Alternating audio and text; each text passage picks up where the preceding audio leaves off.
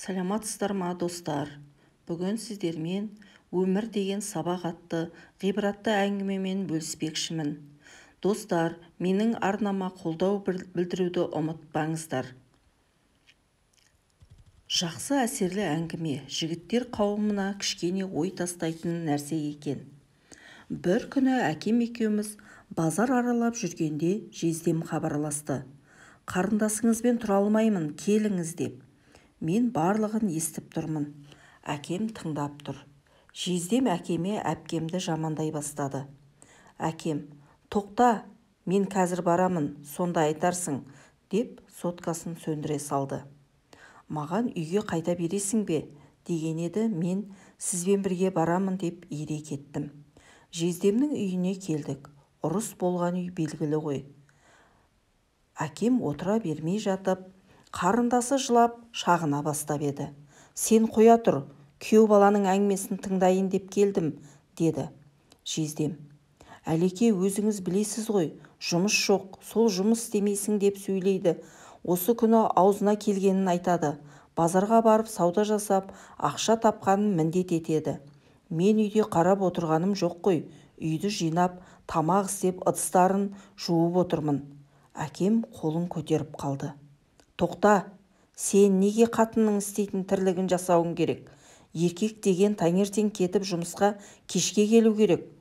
Жума ыдысын, жинама үйді. Осыларды асырау сенің еркектік міндетің. Қазір сен екеуіңнің міндеттерің ауысып кетіпті. Соған орай қатыныңның да тілі шыға бастаған. Бұл сен осылай отыра берсең үдей береді. Есіңде болсын. Әйелдің тапқан нанын жеген еркектің кірген шыққан сайын маңдайы маңдайшаға тиеді. Еңсеңді көтеріп, ана ұлыңа үлгі болып кір. Тамағын тауып әкеліп, тамақ дайын емес пе деп сұрау сенің міндетің. Базар әйелдің тілін шығарады. Өйткені әйелің ол жерде күнделікті нәпақасын табу үшін жан-жағындағылармен, еркектермен де бәсекеге түсуіне тура келеді. Әйел ашынады. Ашынған адам ешкімді де аямайды.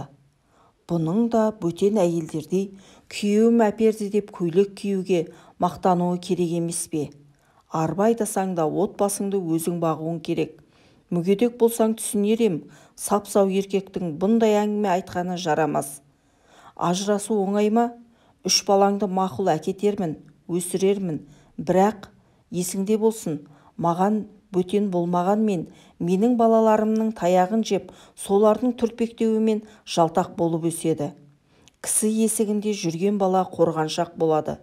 Жетімнің қарны тоймас деп атам қазақ біліп айтқан. Менің май бергенім, сенің су бергеніңе татымас. Қазір ақырғы рет жауабыңды айт. Қарындасым сен ұрды деп қанша жылап келгенде орталарыңа түспедім. Өзің шақырғасын келдім. Бір туған бауырым, үнемі ажырасадымын деп келгенде қайтып жіберетін едім.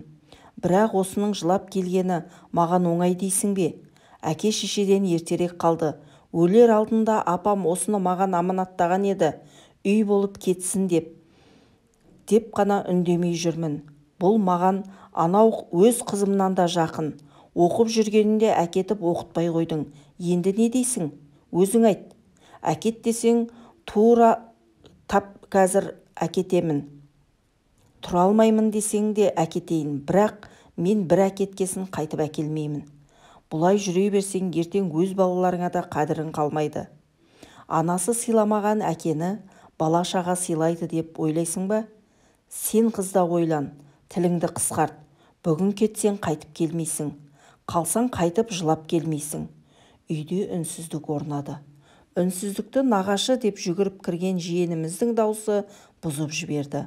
Маған не әкелдіңіз? Сізбен бірге ауылға кетейінші, деп әкемнің алдына отырған тентекті жүр дүкенге барамыз деп ертіп далаға алып шығып кеттім.